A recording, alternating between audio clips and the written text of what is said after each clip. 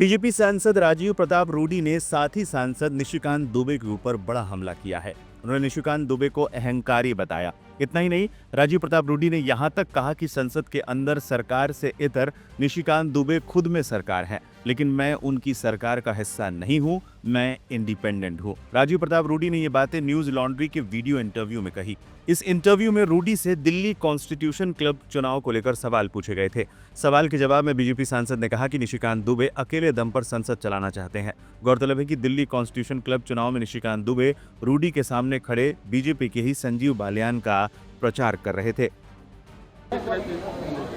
आपने कभी भी चुनाव में इस तरह की भीड़ देखी थी कॉन्स्टिट्यूशन क्लब में? या कभी चुनाव होता है ये देखा था पिछले 25 साल में? उसका कारण ये था कि सांसदों की यहां कोई पूछ ही नहीं थी। ये क्लब जो है आईएएस का हो गया, आईपीएस का हो गया, एफएस का हो गया, पायलट का हो गया, दलालों का हो गया, बिजनेसमैन का हो गया, उसकी गरिमा वापस लौट गई।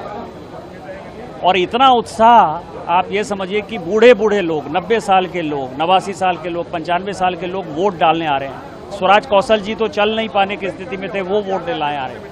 और वो क्या चाहते हैं? वो परिवर्तन चाहते हैं। परिवर्तन कौन करेगा? डॉक्टर संजीव बालियान करेंगे। तो सभी संजीव बालियान के लिए आए हुए।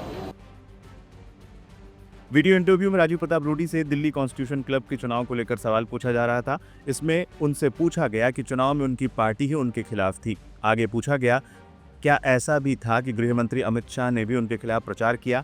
इसके जवाब में राजीव प्रताप रूडी ने कहा, ये गलत सूचना एक व्यक्ति द्वारा फैलाई गई जो सोचते हैं कि वो बतौर सांसद संसद को नियंत्रित करते हैं। वो संसद में ऐसे ही शो चलाते हैं।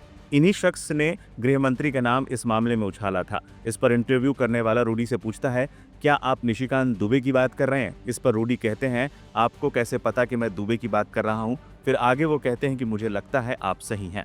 राजीव प्रताप रूडी आगे कहते हैं कि कभी कभी कुछ लोग अहंकारी हो जाते हैं। फिर पूछा जाता है कि वो एक साथी सांसद हैं और आपकी ही पार्टी के हैं। इस पर रूडी कहते हैं, वो संसद में शो चलाते हैं, वो इस बात का दावा करते हैं।